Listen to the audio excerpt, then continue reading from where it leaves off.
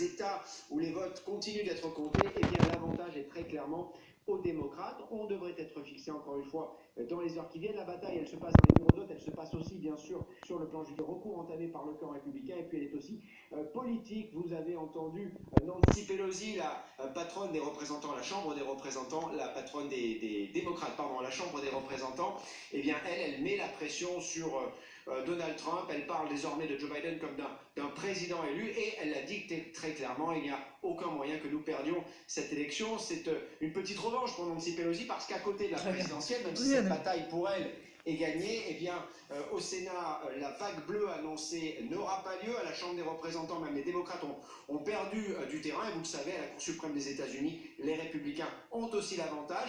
Toutes ces raisons font dire à Donald Trump qu'il est encore temps de se battre. Il a avec lui, encore une fois, pratiquement 50% des Américains. N'oubliez pas qu'il a remporté 69 millions de voix lors de cette élection. C'est plus que Barack Obama en 2008. Ceci étant dit, et j'en finirai avec ça, Joe Biden a lui remporté 73 millions de voix jusqu'à présent, et ça c'est tout simplement un record historique aux États-Unis.